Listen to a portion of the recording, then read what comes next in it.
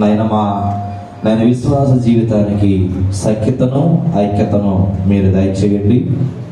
మీరు మాతో మాట్లాడండి, మా అందరితో మాట్లాడండి. బలహీనుడైనటువంటి నన్ను బలపరిచి నీ జ్ఞానాత్మతో మీరు నింపుకొని తండ్రి, వాక్యము ద్వారా మేమందరము సరిదిద్దబడటానికి, వాక్య వెలుగుల్లో మా జీవితాలను నడిపించుకునే ధన్యత మీరు మాకు దయచేయమని, వాక్శక్తిని శుద్ధిని నడిపింపును దయచేయమని యేసు నామం పేరట అడిగి వేడుకొనుచున్నాము తండ్రి. ఆమేన్. దేవునికి స్తోత్రం, దేవునికి స్తోత్రం. ఈరోజు మనం చదివిన లేఖన భాగముల నుంచి మనకు ఇవ్వబడిన అంశం ఏమిటంటే యూనిటీ సండే, ఐక్యత ఆదివారం, light on the lampstands, దీపస్తంభం మీద నుండే వెలుగునిచ్చు దీపం అనేది మన అంశం. దీపస్తంభం మీద నుండే వెలుగునిచ్చు దీపం, ఐక్యత ఆదివారం. ఈ అంశంలో నుండి కొద్ది మాటలు మనం దేవుని వాక్యాన్ని ధ్యానం చేసుకుందాం. ప్రియ దేవుని బిడ్డలారా, యూనిటీ, ఐక్యత అనేది ఒక మత సిద్ధాంతం కాదు. ఐక్యత అనేటువంటిది ఒక జాతి శాసనము కూడా కాదు. ఐక్యత అనేటువంటిది మానవ జీవితంలో ఒక ప్రాముఖ్యమైనటువంటి అనుభవంగా మనం చూడాలి. ఐక్యత అనేటువంటిది మానవ జీవితంలో ప్రాముఖ్యమైనటువంటి ఘట్టము, ప్రాముఖ్యమైనటువంటి అనుభవముగా మనం ఐక్యతను ఎప్పుడు చూస్తూ ఉండాలి. ఐక్యతగా ఉంటే మనము దీవించబడతాం.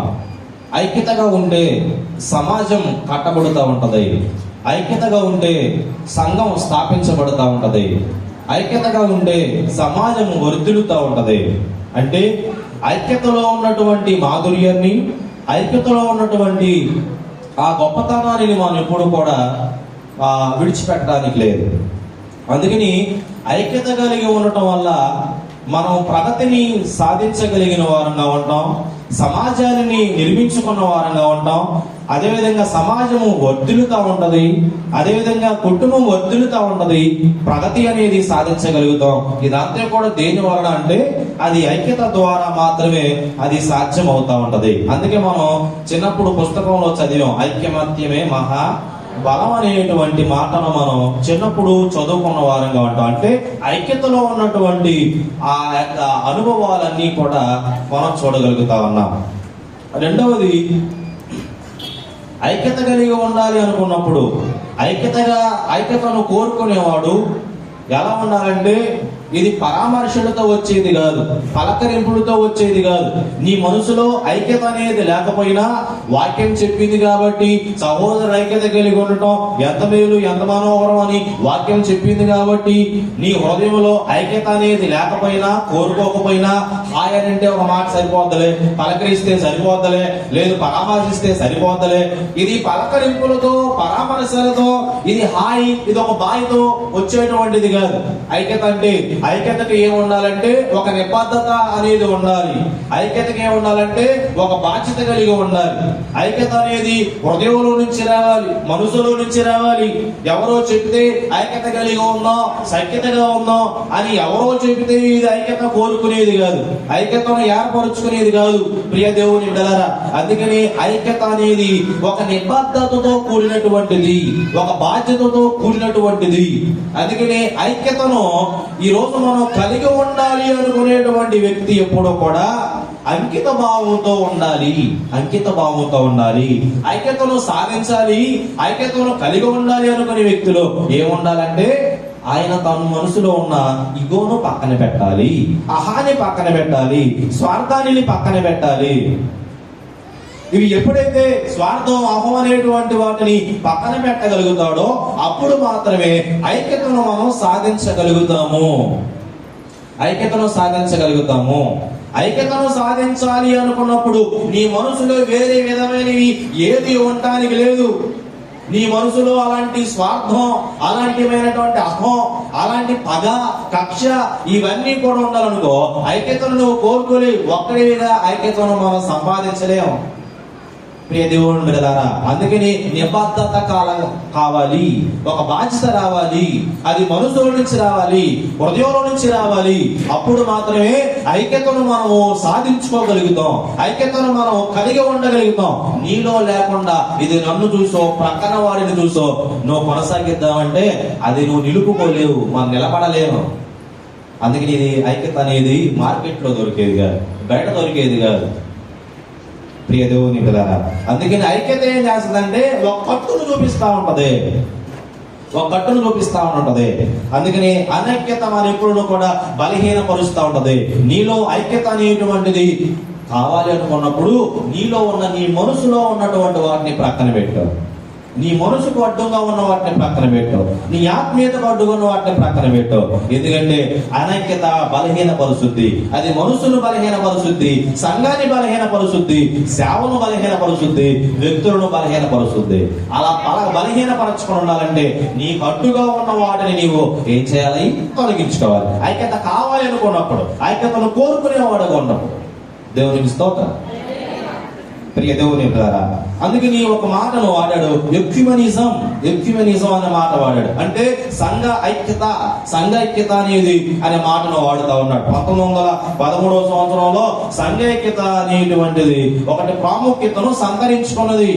ఎందుకు సంఘ ఐక్యత అనేటువంటిది అంటే ఎక్యుమెనిజం అనే మాటను ఇంకొక మాటలో ఐక్యోస్ అనే మాటను వాడుతున్నాడు. అంటే హౌస్ లేదా గొడుగు, అలంకార ప్రాయంలో అది గొడుగు అనే మాటను దాన్ని సంబోధిస్తా ఉన్నాడు. ఏమిటి గొడుగు, ఏమిటి యొక్క హౌస్ అంటే ప్రియ దేవుని పిల్లలు, ఎందుకు సంఘ ఐక్యత, ఎందుకు సంఘములో ఐక్యత అనేది ఎందుకు కలిగి ఉండాలంటే సంఘములో ఉన్నటువంటి మనస్పర్ధలు పోవాలి అన్నా, అల్లర్లు పోవాలన్నా, గొడవలు పోవాలన్నా, విభజనలు పోవాలన్నా, ఏది పోవాలన్నా సరే క్రీస్తు ఒక్కడే కాబట్టి ఆ ఒక్కడే అయినటువంటి గొడుగు క్రిందకి సంఘం రావాలి. సంఘం ఎప్పుడైతే క్రీస్తు అనే గొడుగు కిందకు వస్తారో అప్పుడు అక్కడ ఉన్నటువంటి మనస్పర్ధలు పోయి, అక్కడ ఉన్న అల్లర్లు పోయి, అన్నీ పోయి ఏం చేస్తారంటే అందరూ ఒకటేమవుతారు.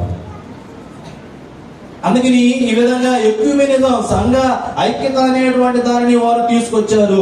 ఈ ఎక్యుమెనిజం అనే దానిలో ఈ గొడుగు క్రిందకి సంఘమంతయు కూడా రావాలి, సంఘమంతయు కూడా రావాలి. ఇలా రాకుండా ఉంటే ప్రియ దేవుని పిల్లరా, అక్కడ విభేదాలు ఉంటాయి, మనస్పర్ధలు ఉంటాయి, అదే విధంగా అల్లర్లు ఉంటాయి. ఈ విధంగా ఉన్నప్పుడు విభజన కోరుకుంటాం. విభజన దేనికి సూచన కంటే నష్టానికి సూచనగా ఉంది, విడగొట్టడానికి సూచనగా ఉంది, అభివృద్ధికి ఆటంకంగా ఉంటది. విభజన అనేటువంటిది అది అభివృద్ధికి ఒక చెప్పపెట్టులాగా ఉంటది. ఈ విధంగా ప్రియ దేవుని పిల్లరా, ఐక్యత అనేటువంటిది ఉన్నప్పుడు విభజన కోరుకోం. ఐక్యత లేనప్పుడు మనస్పర్ధలు, గొడవలు, అల్లర్లు, విభజనలు ఇవన్నీ కూడా కలుగుతూ ఉంటాయి. ఇవన్నీ కలగడం వల్ల ఐక్యత కొరవడిపోతా ఉంటది. ప్రక్కన వాడికి సులభమైపోతూ ఉంటాం. సంఘం పెద్దది, సంఘం పురాతన సంఘం, కానీ ఏమి లేదు ఇక్కడ ఐక్యత లేదు, సఖ్యత లేదు అని మన ఇతరులకు మనం చిన్నగా అయిపోవడానికి లేదు. అందుకే ఐక్యతను ఏది హరించి వేస్తా ఉందో, ఐక్యతను ఏది తొలగించి వేస్తా ఉందో, ఐక్యతను ఎవరు నాశనం చేస్తా ఉన్నారో వాటిని మనం సరిదిద్దుకోగలిగిన వారమై ఉండాలా. ప్రక్కన వాడు అనడానికి, మన మాటలు అనడానికి అవకాశం మనం ఎప్పుడు ఇవ్వకూడదు ప్రియ దేవుని కదా. అందుకని ఒక వ్యక్తిలో ఐక్యత అనేటువంటిది లేకుండా పోతుందంటే ఆ వ్యక్తి యొక్క మనసు చెప్పిన మాట హృదయం వినదో, హృదయం చెప్పిన మాట మనసు వినదో. ఆ విధంగా ఒకవేళ ఆ రెండు విన్నప్పటికీ కూడా పరిశుద్ధులు అతనిని సహకరించవు.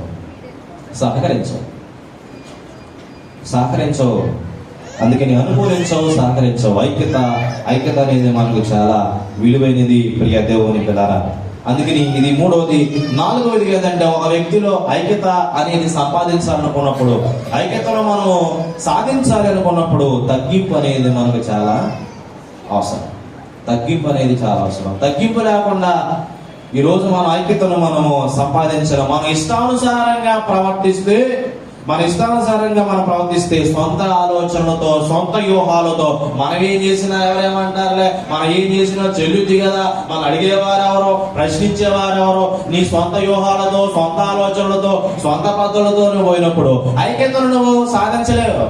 ఐక్యతను మనం సంపాదించలేము. ఐక్యతను నువ్వు సాధించాలనుకున్నప్పుడు ఎదుటి వ్యక్తిలో ఉన్నటువంటి ఆలోచనలను, ఆయన వ్యూహాలను కూడా మనం తీసుకోగలిగిన వారంగా ఉండాలి. ఎదుటి వ్యక్తి యొక్క ఆలోచన నువ్వు తీసుకోలేనప్పుడు, నీ పద్ధతిలో నువ్వు పోతున్నప్పుడు అక్కడ ఐక్యత కొరవడుద్ది.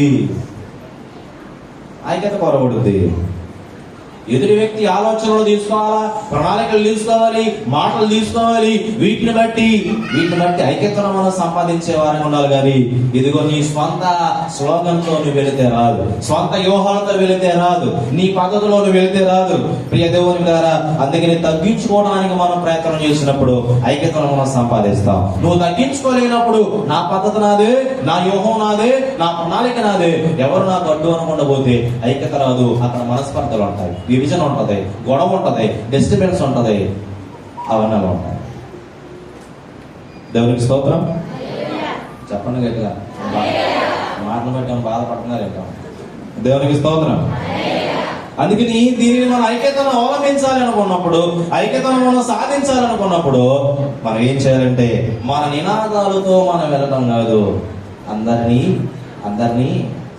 కలుపుకోవాలి, అందరితో మాట్లాడాలి, అందరినీ సమకూర్చాలి, అందరితో మన ఆలోచన ఏంటో పంచుకోవాలి, చెప్పాలి. మన వ్యూహం ఏంటో, మన ఆలోచన ఏమిటో, మన ప్రణాళిక ఏమిటో అది చెప్పగలిగిన వారం ఉండాలి. కానీ అలా చెప్పేదే వేరే చెప్పేదే అనుకుని కూర్చుంటే ఐక్యత అనేది ఎప్పటికే రాదు. ఐక్యత రాకపోతే అక్కడేముంటది, నీ మన వెనక డిస్టర్బెన్స్ జరుగుతూ ఉంటది, అది నీకు తెలియదు. వెనక మనస్పర్ధలు ఉంటే నీకు తెలియదు, వెనక సనుగుడు ఉంటది నీకు తెలియదు, వెనక విభజన ఉంటది నీకు తెలియదు. అలా ఉండకుండాలంటే కలుపుకోడుతూ ఉండాలి, తగ్గించుకోవాలి, మాట్లాడాలి. ఇవన్నీ లేకుండా ఐక్యత రావాలంటే ఐక్యత అప్పటికే రాదు. 1 కొరింథీ పత్రిక 1వ అధ్యాయం 10వ వచనం. 1 కొరింథీ 1వ అధ్యాయం 10వ వచనం. సహోదరులారా, మీరందరూ ఏకభావముతో మాట్లాడవలనియు, మీలో కక్షలు లేక ఏక మనసుతో ఏక తాత్పర్యముతో మీరు సన్నద్ధులై ఉండవలననియు మన ప్రభు అయిన యేసు క్రీస్తు పేరట మిమ్మల్ని నేను వేడుకొనుచున్నాను. కొరింథీ సంఘానికి పౌలు గారు ఏం చెబుతున్నారు తెలుసా? అక్కడ ఉన్నటువంటి విభజన, మనస్పర్ధల బట్టి ఏమనంటే, నా సహోదరులారా ఏకభావంతో ఉండండి. మనం ఏకభావంతో ఉన్నామా? ఏక తాత్పర్యంతో ఉన్నామా? ఏక మనసుతో ఉన్నామా? మరొకసారి మన సంఘంగా మరొకసారి ప్రశ్నించుకోవాలి. ఏకభావంతో, ఏక మనసుతో మనం అక్షరం లేకుండా, మనస్పర్ధలు లేకుండా సన్నద్ధులే ఉండండి. ప్రభువైన యేసుక్రీస్తు పేరట నేను మిమ్మల్ని వేడుకుంటున్నాను. ఏకభావము రావాలి, ఏక తాత్పర్యం రావాలి, ఏక మనసు రావాలి. ఇలా రావాలి అంటే నీవు సొంతంగా వెళితే రాదు, నువ్వు ఒక్కడే వెళితే రాదు, మనకు అడ్డే ఉండాలనుకుంటే రాదు. నీవందరితో నువ్వు వెళితేనే, అందరిని కలుపుకుంటేనే వస్తుంది. ఐక్యత లేకుండా సేవ చేయలేము, ఐక్యత లేకుండా సంఘాన్ని కట్టలేము, ఐక్యత లేని వారంగా ఉండకూడదు. ఐక్యత కలిగి ఉంటేనే సాక్ష్యం వస్తుంది. ఐక్యత లేకుండా మనకి ఏది రాదు. ప్రియ దేవుని పిల్లరా, ఐక్యత అనేది చాలా ముఖ్యం. అందుకే ఇవన్నీ కూడా పోవాలి అంటే ముందు ఐక్యత కలిగి ఉండటం చాలా ముఖ్యం. ఒక చిన్న కథను మనం వినుంటాం తెలుగు పుస్తకాల్లో. ఒక తండ్రి కొడుకులు పిలిచి ఒక్కొక్కరు ఇస్తాడు కదా, అన్ని ఎరగొట్టమంటాడు, వెరగొడతారు. కట్టకట్టిస్తే వెరగొట్టలేదు. ఏంటంటే మీరు ఐక్యతగా ఉంటే మిమ్మల్ని ఎవరో ఏం చేయలేరు, విడగొట్టలేరు. మీరు విడివిడిగా ఉంటే మిమ్మల్ని ఎవరైనా సరే ఇబ్బంది పెడతారు, విడగొడతారు. మీరు కలిసి ఉంటే ఎవరు కూడా మిమ్మల్ని విడగొట్టలేరు. ఆవు సింహం కథవు, పులి కథవు అని చెప్పుకుంటాం. మీరు ఐక్యతగా ఉన్నప్పుడు వాటిని ఎదిరించాయి. పులి ఏం చేసింది? సడన్ గా వాటిని విడగొట్టడం ప్రారంభించింది, ఒకటొకటిగా తినటం మొదలుపెట్టింది. అందుకని విభజన అనేది చాలా నష్టానికి సంకేతం. మరలా చెప్తున్నాను, ఐక్యతను కలిగి ఉందాం. మనలో ఉన్న ప్రతి విధమైన మనస్పర్ధలు పక్కన పెట్టండి. సంఘం జీవం కలిగిన సంఘం కాబట్టి సంఘంలో ఈ గొడవలు, అల్లర్లు, నష్టాన్ని, ఆత్మీయతను అన్నిటినీ కొలదొస్తా ఉంటాయి. దేవునికి స్తోత్రం. ఆంధ్ర క్రైస్తవ కీర్తనలో 260వ కీర్తన ఉంటుంది. ఎలా సోదరులైక్యత వసించుట ఎంత మేలు మనోహరము.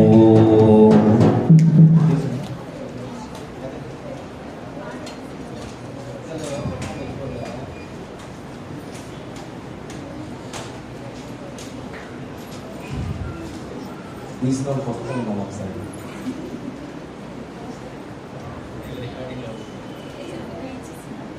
సరే. జకరియా గ్రంథం చదువుకున్న పాఠంలో మీరు చాలా ఫాస్ట్గా ఉన్నారు. 4వ అధ్యాయము మొదటి 4 వచనాలు చదువుకోండి. జకరియా గ్రంథం 4వ అధ్యాయం మొదటి 4 వచనాలు.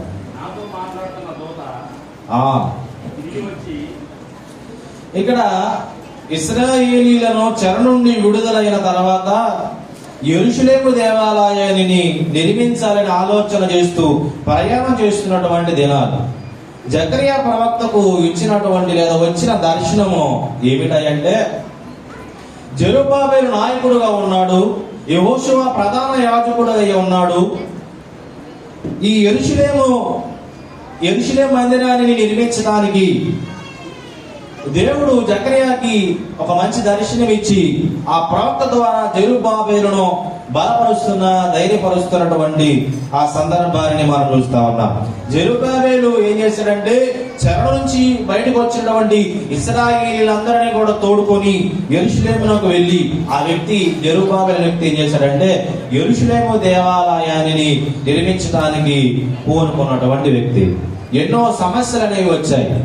ఎన్నో సమస్యల వలయంలో ఆయన చిక్కుకున్నటువంటి వాడే ఉన్నాడు. వేరే దేశస్తుల వల్ల, ఇతర మతస్థుల వల్ల, లేదా ఒత్తిడి వల్ల ఎన్నో ఆ యెరూషలేము దేవాలయాన్ని నిర్మించడానికి, పునాదిని వేయడానికి ఆయన ఎన్నో సమస్యలను ఎదుర్కొన్నటువంటి వాడై ఉన్నాడు. కానీ జకర్యా జెరుబ్బాబెలుతో మాట్లాడుతున్నటువంటి ఒక సందర్భాన్ని చూస్తా ఉన్నాం. జకర్యా గ్రంథం 4వ అధ్యాయము 2వ వచనం. నేను సువర్ణమైన బంగారముతో దీపస్తంభమును, దాని మీద ఒక ప్రతిమయును, దీపస్తంభమునకు 7 దీపములను, దీపమునకు 7 గొట్టములను కనబడుచున్నవి. ఇక్కడ ఒక దర్శనం అనేది ఏమిటంటే, నీకు ఏమి కనబడుచున్నది అనగా, ఈ దీపస్తంభం అనేది ఉన్నది. ఆ దీపస్తంభమునకు 7 గొట్టములు అనేవి అమర్చబడి ఉన్నాయి. ఏమిటంటే, ఈ పడిపోయినటువంటి యెరూషలేము దేవాలయాన్ని నిర్మించడానికి వచ్చిన ఈ జెరుబ్బాబెలే ఒక దీపం. దేవునికి స్తోత్రం. పడిపోయినటువంటి యెరూషలేము దేవాలయాన్ని నిర్మించడానికి వచ్చినటువంటి దీపమే ఆ జెరుబ్బాబెలు. అందుకని అతని ఎదురుగా వచ్చినటువంటి కొండైనా ఏదైనా సరే అది సదును భూమిగా చేయబడుతుంది. ఎందుకంటే అతనికి తోడుగా ఉన్నది యెహోవా దేవుడు. కాబట్టి ప్రియ దేవుని బిడ్డలారా, జెరుబ్బాబెలు దేవాలయమును నిర్మించబోతా ఉన్నాడు. ఆ దేవాలయంలో దీపస్తంభం ఉండబోతోంది. ఆ దీపస్తంభానికి 7 గొట్టములు ఉన్నాయి. ఆ గొట్టములలో ఆ దీపస్తంభానికి ఇరు ప్రక్కల కుడివైపున ఎడమ వైపున ఒక వెలివ చెట్టు ఉన్నది. అందులో నుంచి నూనె ఆ ఎడమ కుడివైపులకు అది పోయబడుతా ఉన్నది. ఆ దీపస్తంభం నిరంతరంగా వెలిగే దీపస్తంభం. దేవునికి స్తోత్రం. జెరుబ్బాబెలు దేవాలయం నిర్మించడానికి పూనుకున్నాడు. దేవాలయం అంటే ఐక్యతను చూపిస్తా ఉంది. ఆ దేవాలయంలో ఈ దీపస్తంభం ఉండబోతా ఉంది. ఆ దీపస్తంభంలో నూనె అనేది ఉండబోతా ఉంది. అది నిరంతరంగా వెలిగేటువంటి ఆ దీపం. మనం చదువుకుందాం. జకర్యా గ్రంథం 4వ అధ్యాయం 6వ వచనంలో జెరుబ్బాబెలుకు ప్రత్యక్షమగు యెహోవా వాక్కు ఇదే, శక్తి చేతనైనను బలమ చేతనైనను నా ఆత్మ చేతనే ఇది జరుగునని సైన్యములకు అధిపతి యెహోవా సెలవిచ్చెను. గొప్ప పర్వతమా, జెరుబ్బాబెలును అడ్డగించుటకు నీవు ఏ మాత్రపు దానవు, నీవు చదును భూమి అగుదువు. కృప కలుగునుగాక అని జనులు కేకవేయగా అతడు పైరాయి తీసుకొని పెట్టించును.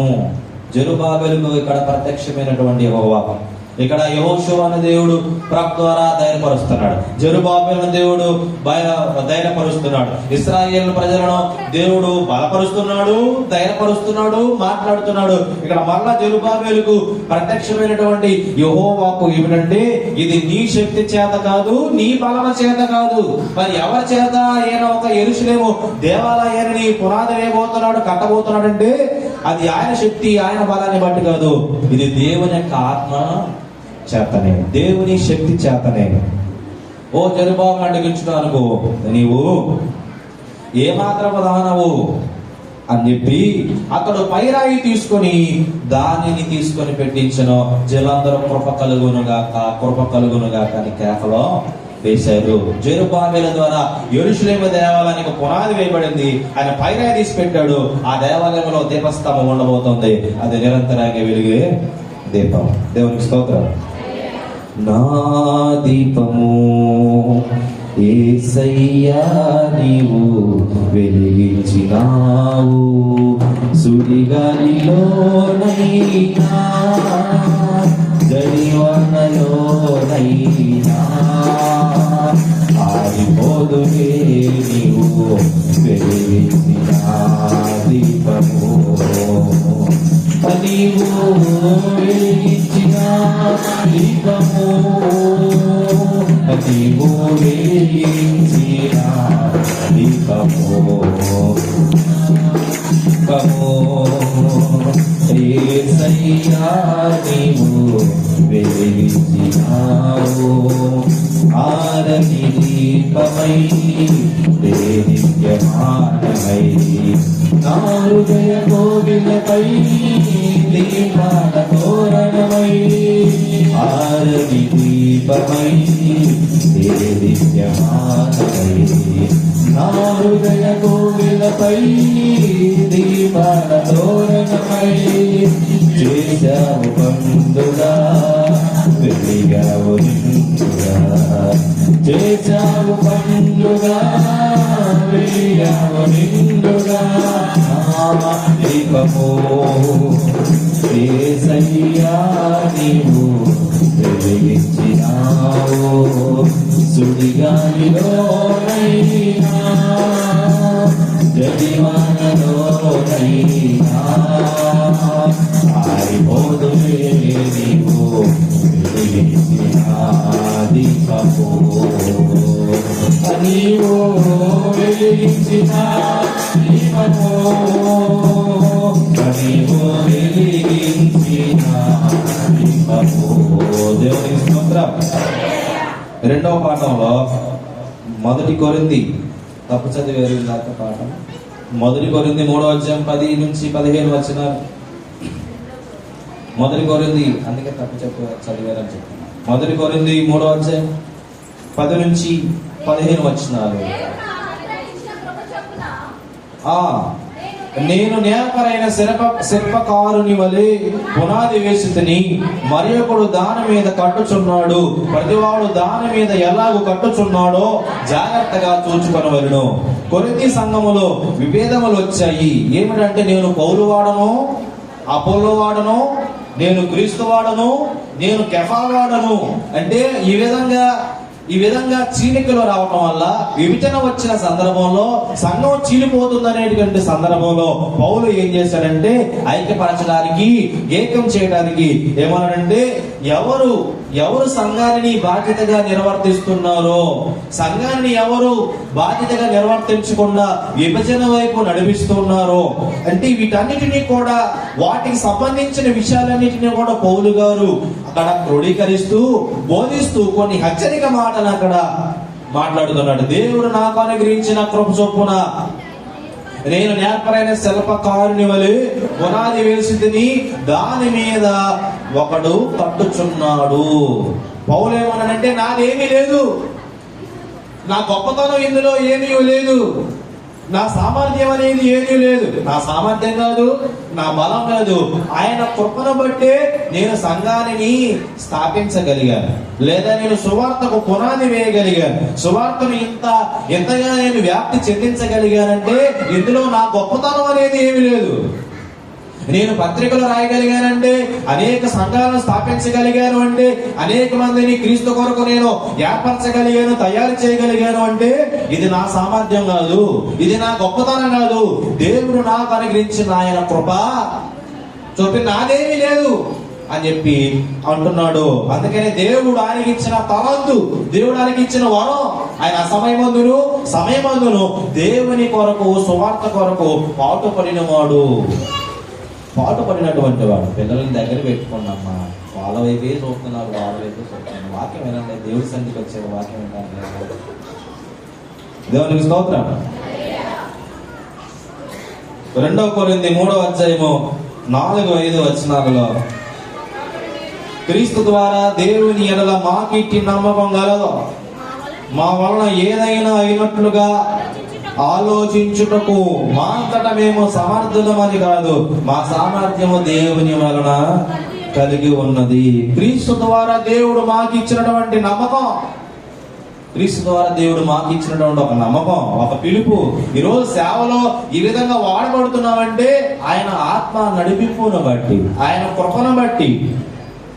సంఘం స్థాపించబడుతుందన్నా, సంఘములో అనేకమైన ఆత్మలు చేర్చబడుతున్నాయన్నా, సంఘం అనేది విస్తరించబడుతుంది అన్నా సరే, ఇందులో ప్రియ దేవుని బిడ్డలారా, ఇది మాదైనదు, మాది ఏదీ లేదు, ఇందులో మాదేమీ లేదు. మానవునిగా మేము ఏం చేయగలుగుతామంటే దేవుని కృప లేకుండా, ఆత్మ నడిపింపు లేకుండా, ఆయన కృప లేకుండా సేవకుడు అనేవాడు ఏమీ చేయలేడు. అందుకని సేవకుడు అనేవాడు సేవలో వాడబడుతున్నాడంటే ఆయన కృపను బట్టి, ఆయన శక్తిని బట్టి. అందుకే ఇందులో నా గొప్పతనం ఏమి లేదు. నేను బాప్తిస్మాలు ఇచ్చినా లేదు, 100 మందికి రక్షణ ఇచ్చినా లేదు, 100 మందిని నేను దేవుళ్ళకి నడిపించినా ఇందులో నా గొప్పతనం ఏముందండి? ఆయన ఇచ్చిన కృపను బట్టి, ఆయన ఇచ్చిన వరాన్ని బట్టి, ఆయన ఇచ్చిన నడిపింపును బట్టి, ఆత్మ నడిపింపును బట్టి ఇందులో మా గొప్పతనం అనేది ఏమి లేదు. అందుకని సేవకుడు దేవుడు అండి కాదు, సేవకుడు దేవుడు కాదుగా. మనకి ఎవరు మనకు పునాది? క్రీస్తే మనకు పునాది, ఆయనే మనకు ముఖ్యం. ఆయన ద్వారానే, ఆయన కృపను బట్టే మనం ఇలా వాడబడుతున్నాం, వాడుకుంటున్నాడు, సంఘం బలపడుతుంది, ఆత్మ రక్షించబడుతున్నాయి. అంతేగాని ఆత్మీయ తండ్రులు మనకు ఉండవచ్చు, ఆత్మీయ తండ్రిని మనం చెప్పుకుంటాం, కానీ ఆయన దేవుడు కాదు. ఈ రోజు స్మరించాల్సింది, స్తుతించాల్సింది అయ్యగారిని కాదు, ఆయనను ఆరాధించండి, క్రీస్తుని ఆరాధించండి, క్రీస్తుని వెంబడించండి.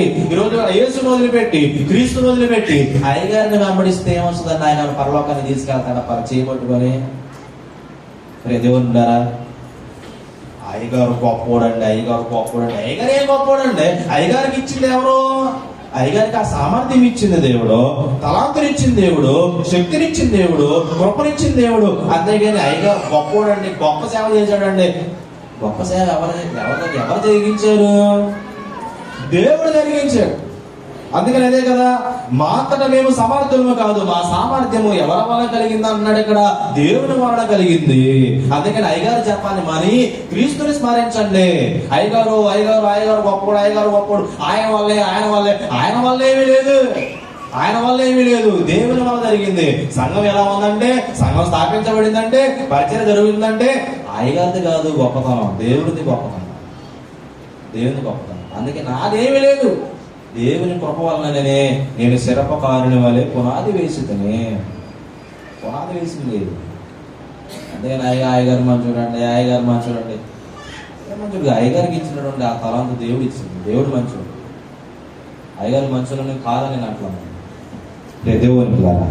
అందుకని ఈరోజు మనం నేర్చుకోవాల్సింది ఏంటంటే, కొరింథీ సంఘాన్ని ఇక్కడ పౌలు గారు చెప్తున్నమాట, ఆయన కృపను బట్టి ఈ విధంగా నేను చేయగలుగుతున్నా. 1 కొరింథీ 3:4 అపోల్లో ఎవడో, పౌలు ఎవడో?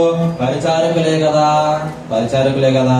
ఒక్కొక్కరికి ప్రభువు అనుగ్రహించిన ప్రకారంగా వారి ద్వారా మీరు విశ్వసించితిరి. నేను నాటితిని, అపోల్లో నీళ్లు పోసను, వృద్ధి కలిగి చేసిన వాడు దేవుడే. అపోల్లో ఎవరండి? పౌలు ఎవరండి? వాళ్ళు పరిచారకులే కదా.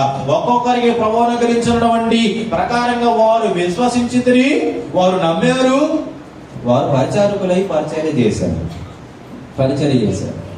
పౌలు నాటాడు, అపోల్లో నీళ్లు పోసాడు, వృద్ధి కలుగజేసిన వాడు దేవుడే. ప్రియ దేవుని పిల్లరా, నేను ఒక ప్యారిష్ లో పనిచేశాను. సేవలోకి వచ్చిన కొత్తలోనే దేవుడు నాకు మందిరాన్ని కట్టే ఒక భాగ్యం ఇచ్చాడు. పునాదులు వేసాము, పిల్లలు నిలబెట్టాము, ట్రాన్స్ఫర్ అయింది, ఇటు వచ్చాము. అయ్యో నేను మందిరానికి నా బండ మీద నా పేరు ఎంచుకోలేదే, అయ్యో నా పేరు లేకుండా పోయింది అని చెప్పి నేనేం బాధపడలేదే. దేవుడు నాకు ఆ వయసులో ఆ కాలంలో నాకు అవకాశం ఇచ్చాడు, అంతవరకు దేవుడు నన్ను వాడుకున్నాడు ఆయన కృపను బట్టి ఇటు వచ్చాము. అంతేగాని నా పేరు ఉన్నాగా, పునాది వేసింది నేనేగా, అసలు నేను కారణం నేనేగా అని చెప్పి నేను బాధపడుతూ కూర్చుంటే నేను ముందుకి వెళ్ళలేనేమో. పునాది ఆయన వేసాడు, ఒక్కొక్కరు నీళ్లు పోసారు, ఒక్కొక్కరు వచ్చి ఫలం అనుభవిస్తున్నారు. అంతేగాని ఇది నేనండి పెద్ద మాట మాట్లాడు ప్రభు కంటే ముందుగా ఏనే అయ్యగారేనండి, గారేనండి, అది కాదు మనకి, అది కాదు మనకి. అసలు ముఖ్యమైన పునాది ఎవరు? ఆయనే. ముందు ఆయన మాట క్రీస్తు ద్వారానే ఇదంతా జరుగుతుంది. ఆయన లేకుండా పేదని బెర. ఇందులో ఎవరి గొప్పతనం ఏమి లేదు, ఎవరిని కించపరిచేది లేదు. ఎవరయ్యా అంటే ముఖ్యం ఆయన ఇచ్చిన సామర్థ్యం, ఆయన ఇచ్చినటువంటి తలంతో, ఆయనను బట్టే. అందుకని నీళ్లు పోసింది ఒకడు, తిని వృద్ధిపరచే వాళ్ళు ఒకళ్ళు, పునాది వేసేది మరొకళ్ళు. ప్రియ దేవుని పిల్లారా, అందుకే 1 కొరింథీలోనే 3వ అధ్యాయము 11వ వచనం, 3వ అధ్యాయం 11వ వచనం, వేయబడినది తప్ప మరి ఒక పునాది ఎవడు వేయనేరడు. పునాది యేసుక్రీస్తే. ఏమన్నాడు ఇక్కడ? వేయబడినది తప్ప మరి ఒక పునాది ఎవడో వేయనేరడు. ఈ పునాది ఎవరో? యేసుక్రీస్తు. ఈ పునాది మీదే అపోస్తులైనా ప్రవక్తలైనా మనమైనా ఆ పునాది మీద కట్టబడి ఉన్నాం, నిర్మించబడ్డాం, దాన్ని కొనసాగిస్తూ ఉన్నాం. ముఖ్యమైన మూలరాయి తలరాయి క్రీస్తే. ఆయనే క్రీస్తు. ఆయన ద్వారా తప్ప మనం చేసిన మన గొప్పతనం కానీ మనదేమీ లేదు. సంఘంగా మనం ఇది గుర్తుంచుకోవాలి. సంఘమా మన పనితనం అనేది పరీక్షించబడతా ఉంది. అందుకే కింద మాటలో అగ్ని పరీక్షించడం అనేది ఉంటది. మన పని ఏమిటో, మన బాధ్యత ఏమిటో, సంఘంలో మనం ఎలాంటి కర్తవ్యాన్ని మనము నిర్వర్తిస్తున్నామో పరీక్షించబడుతున్నాం. రాకడ ఉంది, సంఘం ఎత్తబడేదిగా ఉందా, సంఘం అలాగే ఉండిపోద్దా? మన బాధ్యతలను, మన కర్తవ్యాలను మనం ఒకసారి పరిశీలించుకుందాం. పునాది వేసింది ఆయన, పునాది మీద మనం కట్టబడ్డాం. మన బాధ్యతలను సంఘంలో నిర్వర్తిస్తున్నాము లేదా? ఇది నా గొప్పతనాల కోసం చేసేది కాదు, ఎందుకు దేవుడు మనకి ఇచ్చిన కృపావారాన్ని బట్టి మనం ఎలాగనా. దేవునికి స్తోత్రం.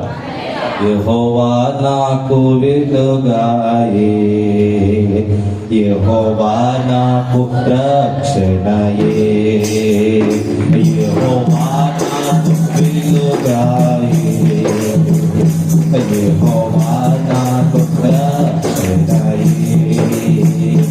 నా ప్రాణము గమనే అరేనో ఎవరికి నన్ను భయపడదు. నా ప్రాణము గమనే అరేనో ఎవరికి నన్ను భయపడదు. యెహోవా నాకు వెలుగాయే.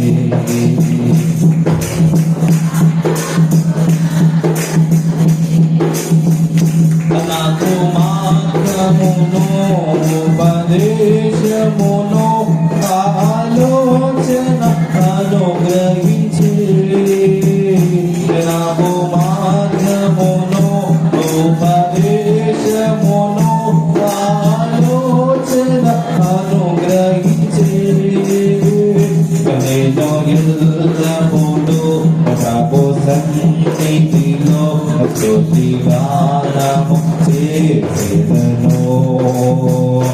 నేను ఎల్లప్పుడూ ప్రభు సన్నిధిలో స్తుతిగానము చేసెదను. యెహోవా నాకు వెలుగాయే, యెహోవా నాకు రక్షణయే. నా ప్రాణదుర్గమయే అరేనో ఎవరికి భయపడను. నా ప్రాణదుర్గమయే అరేనో ఎవరికి భయపడను. దేవుని స్తోత్రం. 3వ పాఠంలో మత్తయి సువార్త 5వ అధ్యాయం 14 నుంచి 16 వచనాలు. ఇక్కడ దేవుడు ఏమన్నాడంటే, మీరు లోకమునకు వెలుగే ఉన్నారు. మనం లోకానికి వెలుగే ఉన్నాం కాబట్టి మనం కూడా ఏం చేయాలా? దేవుని బిడలంగా మనం వెలిగించే వారంగా ఉండాలి.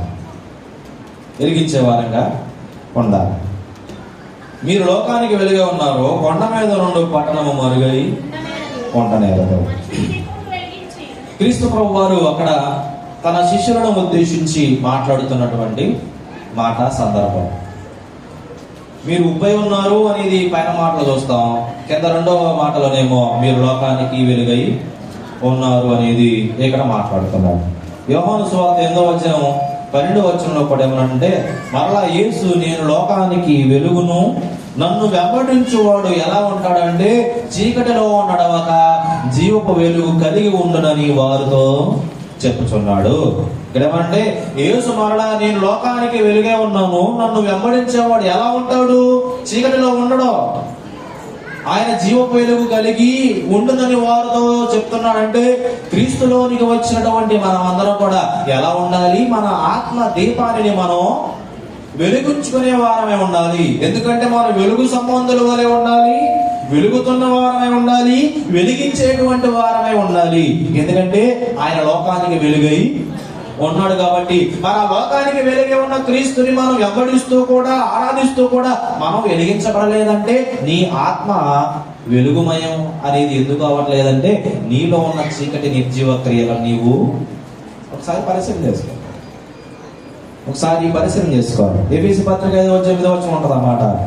మీరు పూర్వమందు ఎలా ఉన్నారు? చీకటి అయ్యి ఉంటిరి, ఇప్పుడైతే ప్రభువునందు మీరు వెలుగై ఉన్నారు. పూర్వమందు ఏమే ఉన్నారు అన్నాడు ఇక్కడ. మీరు పూర్వమందు చీకటై ఉన్నారు, ఇప్పుడైతే ప్రభువును బట్టి మీరు వెలుగై ఉన్నారు. ఇప్పుడు క్రీస్తుని బట్టి మనం ఏమై ఉన్నాం? పూర్వమందు మనకి దేవుడు క్రీస్తు అంటే మనకు తెలియకపోవచ్చు, సువార్త మనకు తెలియకపోవచ్చు, కానీ క్రీస్తులోనికి వచ్చిన మనం అందరం ఆయన ద్వారా జీవ వెలుగును కలిగి ఉన్నాం. కాబట్టి ఇప్పుడు ప్రభువును బట్టి మనం వెలిగించబడుతున్నాం. ఇంకా క్రీస్తులోనికి వచ్చి కూడా ఆయన లోకానికి వెలుగే ఉన్నాడని తెలుసుకొని కూడా ఇంకా చీకటి మాటలు మానట్లేదంటే, చీకటి పనులు మానట్లేదంటే, నిర్జీవమైనటువంటి వాటిని నుంచి నీవు సజీవమైనటువంటి జీవం కలిగిన క్రియల వైపు రాలేకపోతున్నావంటే నీలోని ఉన్న ఆత్మ వెలిగించబడకుండా ఆర్పివేసేదిగా ఉన్నదేమో, ఆర్పుకుంటున్నావేమో. ఒకసారి ఆత్మదీపమును మనం వెలిగించుకోగలిగిన వారమై ఉండాలి. మత్తయి సువార్త 5:15 మనుషులు దీపమును వెలిగించి కొంచెము క్రింద పెట్టరు, కానీ అది ఇంటనున్న వారందరికి వెలిగించటకై దీపస్తంభం మీదనే పెడతారు. ఒక లైట్ను మనం వెలిగించి దాన్ని ఎక్కడ పెడతామంటే అందరికి కనబడాలి కాబట్టి క్యాండిల్ వెలిగించినా బుడ్డిని వెలిగించినా ఎక్కడ పెడతాం? అది అందరికి వెలుగు కావాలి కాబట్టి దీపస్తంభం మీద పెడతాం, ఒక స్టూల్ మీద పెడతాం, లేదా ఇంకొక ప్లేసులో సటన్ ప్లేసులో మనం పెడతాం. ఎందుకంటే అది ఎంటనున్న వారందరికి వెలుగునివ్వాలి కాబట్టి దాన్ని మనం కొంచెం కిందో లేదా మంచం కిందో లేదా బూటిలోనో లేదా సెల్ఫ్లోనో పెడితే అది అందరికి వెలుగు రాదు. అందుకని క్రీస్తు ద్వారా మనం వెలిగించబడుతున్న వారం కాబట్టి మనం ఎలగాలి, ఆ వెలుగును మనం ఇతరులకు పంచాలి, ఆ వెలుగు యొక్క గొప్పతనాన్ని మనం చెప్పగలిగిన వారంగా ఉండాలి. వెలుగు ఫలాన్ని గురించి కూడా చెబుతున్నాడు. ఎఫెసీ పత్రిక 5:9 వెలుగు ఫలం ఏమిటంటే సమస్త విధములైన మంచితనం, నీతి, సత్యం వాటిలో కనబడుతుంది. ఈ వెలుగు స్పష్టమైనది. ప్రియ దేవుని పిల్లలారా, మనం వేసేటువంటి లైట్ ఒక్కోసారి మినుకు మనం వచ్చాము, కానీ ఇది ఎప్పుడు వెలిగేటువంటి వెలుగు, అది జీవ వెలుగు. ఈ వెలుగు, ఆ వెలుగులో ఏముందంటే మంచితనం ఉంది, నీతి ఉంది, సత్యం ఉంది. అందుకని ఆ విధమైనటువంటి జీవ వెలుగును క్రీస్తును మనం కలిగి ఉన్నామనేది ఒకసారి మనం అర్థం చేసుకోవాలి. లోక సువార్తలో కూడా ఒక మాట ఉంది, 8:16 ఎవడనో దీపమును ముట్టించి పాత్రతో కప్పివేయడు, మంచం కింద పెట్టడు, లోపల వచ్చే వారికి వెలుగు అగపడవాలని దీపస్తంభం మీదనే దానిని పెట్టను, తేటపరుచున్నది రహస్యమేదియూ లేదు. ఒక లైట్ వేసినా కొవ్వొత్తి వెలిగించినా అక్కడున్న చీకటి తొలగిపోద్ది. ప్రియ దేవుని పిల్లలారా, అది వచ్చేవారికి వెళ్ళేవారికి అది వెలిగిస్తా ఉంటది. కాబట్టి మరుగే ఉన్నది రహస్యం ఏది కూడా దాచిపెట్టబడి ఉండదు. వెలుగు అనేది వచ్చినప్పుడు ప్రభువారు అన్నాడు కదా, ఆయన చేసిన సృష్టిలో ఆ వెలుగు కమ్మని పలకగా అది వెలుగు అయిన పగలని పేరు పెట్టాడు. అప్పటి వరకు చీకటి అగాధ జలములతో అలాడుచున్నది. అప్పటి వరకు చీకటి ఉంది, వెలుగు కమ్మని పల గాని సమస్తమైనటువంటి చీకటి శూన్యమంతా పోయి వెలుగుమయమైపోయినది. అంటే వెలుగు ఎడల వెలుగున్నప్పుడు చీకటి అంత మాత్రం అక్కడ ఉండటానికి లేదు. అదే జీవపు వెలుగై ఉండాలి. అది నీకు ఉపయోగపడాలి, అది ఇతరులకు ఉపయోగపడాలి, అది నిన్ను వెలిగించాలి, అది ఇతరులకు కూడా ఉపయోగించగలిగేదిగా ఉండాలి. కొవ్వొత్తి గురించి మనం విన్నాం, అది కరిగిపోతూ అది వెలుగును ఇస్తా ఉంటారు. ఈరోజు మనం కూడా అంతే, వెలుగును కలిగి ఉన్నాం, వెలుగు గొప్పతనాన్ని తెలుసుకున్నాం, ఆయన నిజమైన వెలుగు అనుకున్నాం. ఆ వెలుగును మీరు తీసుకొని చెప్పగలిగిన వారంగా ఉండాలి. చివరి మాటలో మత్తయి సువార్త 5:16 మనుషులు మీ సత్క్రియలను చూచి పరలోకమందున్న మీ తండ్రిని మహిమపరచినట్లు వారి ఎదుట మీ వెలుగును ప్రకాశింపనీయుడి. ఏమనండి, ఈ వెలుగును తీసుకున్నవాడు వెలుగు ఫలము అనుభవించేవాడు ఎలా ఉండాలంటే మీ సత్క్రియలను చూచి పరలోకమందున తండ్రిని మహిమపరచినట్లు వారి ఎదుట ఈ వెలుగును ప్రకాశింపనీయుడి. మనుషుల ఎదుట మన సత్క్రియ ఎలా ఉండాలంటే దేవుణ్ణి మహిమపరిచేదిగా ఉండాలి. ఆ వెలుగును మనం ప్రకాశింప ఇచ్చేదిగా మనం ఉండాలి. కానీ ఈరోజు ప్రియ దేవుని పిల్లరా, ఈరోజు మనం దేవుని నామానికి అవమానాన్ని తీసుకొచ్చే వారిగా మనం ఉండకూడదు. మనమనే అవసుకుంటున్నాం అనుకోండి, మనమనే దూషించుకుంటున్నాం అనుకోండి, మనమనే తిట్టుకుంటున్నాం అనుకోండి, దేవుని నామానికి ఎలా మహిమ వస్తుంది? అన్ని జనులు ఏమనుకుంటారు? వీళ్ళు దేవుని బిడ్డలో, వీళ్ళు క్రైస్తవులు, వీళ్ళు ప్రార్థనకి వెళ్ళేవాళ్ళు, వీరికి ఓర్పు లేదు, సహనం లేదు, మాట కుదరదు, సహనం ఐక్యత లేదు, ఏమి లేదనుకుని దేవుని నామాన్ని వారు దూషించే వారుగా ఉండకూడదు. వారి ఎడలైనా మనమైనా సరే, మన పట్ల అయినా సరే మన క్రియ ఎలా ఉండాలంటే సత్క్రియ ఉండాలి. సత్క్రియ లేకుండా నువ్వు ఎన్ని పాటలు పాడినా, డ్రమ్స్ వాయించినా, నీకెన్ని తలాంతులు ఉన్నా సరే, నీలో సత్క్రియ అనేది లేకపోతే దేవుని నామానికి అవమానకరం. ప్రియ దేవుని పిల్లలు, ఒకసారి మొదటి పేతురు పత్రికలో మాట చెప్పుకున్నాం. మొదటి పేతురు 2:12 అన్ని జనులు మిమ్మల్ని ఏ విషయంలో దుర్మార్గులను దూషించుతారో ఆ విషయంలో వారు మీ సత్క్రియలను చూచి వాటిని బట్టి దర్శన దినమున దేవుని మహిమపరిచినట్లు వారి మధ్యన మంచి ప్రవర్తన గలవారై ఉండవలని మిమ్మల్ని బ్రతిమాలు కొలుచున్నాము. అన్య జనులు ఏ విషయంలో మిమ్మల్ని దుర్మార్గులని దూషించుదురో, ఎవరి ఎదుట మన క్రియలు, మన సత్క్రియలు అనేవి కనపరుచుకోవాలి. అవసరమైతే అన్య జనులు కూడా అమ్మ మా కోసం ప్రార్థన చేయండి అనే విధంగా ఉండాలి. అలా అడిగేవారు ఉన్నారు ప్రియ దేవుని బిడ్డలారా. అలా కాకుండా అన్య జనులే మనల్ని చూసి దూషిస్తున్నారనుకో, ఈ దేవుణ్ణా వీరు ఆరాధించేది, ఇందుకోసమా వీరు మందిరానికి వెళ్ళేది అని అన్నారనుకోండి, దేవుని నామాన్ని దూషించినట్లేగా, అవమానకరమేగా. అక్కడ సత్క్రియ ఏముంటది?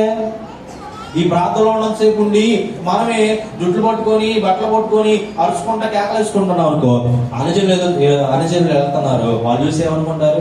ప్రార్థన అయ్యి ఒక అర్ధ గంట కూడా కాదు, కేకలు కడగొప్పులు వేసుకున్నాం. ఏముంటది? ఇన్న వాక్యం వేస్ట్, మన ప్రార్థన వ్యర్థం. వాళ్ళు చూసి దేవుని నామాన్ని దూషిస్తారు. ప్రియ దేవుని పిల్లరా, అందుకని అన్య జనులు ఏ విషయంలో మిమ్మల్ని దుర్మార్గులను దూషిస్తారో ఆ విషయంలోని మీరు మీ సత్క్రియలను వాటిని బట్టి దర్శన దినమందు దేవుని మహిమపరచినట్లు మంచి ప్రవర్తన గల వారై ఉండవాలని మిమ్మల్ని బతిమాలు పొందుతున్నాం. ప్రియ దేవుని పిల్లరా, ఈరోజు క్రీస్తు లోకానికి వెలుగుగా ఉన్నాడు. ఈరోజు మన సత్క్రియలు ఎలా ఉండాలంటే వారి ఎదుట ఆయనను మహిమపరిచేదిగా, వెలుగుతో నింపేటువంటిదిగా ఉండాలని, ఆ వెలుగును ప్రకాశింప చేసేదిగా ఉండాలని నేను వేడుకుంటున్నాను. ఈరోజు ఐక్యతను గురించి చెప్పుకున్నాం. దీపస్తంభం అనేది ఎలాగో వెలుగునిస్తా, అది వెలుగు ద్వారా అందరికీ అది ఉపయోగకరంగా ఉందో, ఈరోజు మనం క్రీస్తులోనికి వచ్చాం, ఐక్యత కలిగి ఉందాం, దీపం వలె వెలుగుదాం. అదే మన క్రియలను చూసి ఇతరులు కూడా మనల్ని దేవుని నామాన్ని మహిమపరిచే వారంగా ఉండాలా. మన క్రియలు, మన మాట తీరు, మన ప్రవర్తన బట్టి వారు కూడా క్రీస్తులోకి వచ్చేవారుగా ఉండాలి. ఆ విధమైనటువంటి ఐక్యతను, సఖ్యతను మనం కలిగి ఉండి క్రీస్తులో మన సంఘం బహుగా వర్ధిల్లాలని వేడుకుంటూ ఈ మాటలు ముగిస్తున్నాను. పరిశుద్ధ వాక్యం దేవుడు మన విడికిలో దీవించనగాక. ఆమేన్. ప్రార్థన చేసుకుందాం. పరిశుద్ధుడైన తండ్రి, మా దేవా, మా యేసయ్య, నీ పరిశుద్ధమైన నామానికి వందనాలు.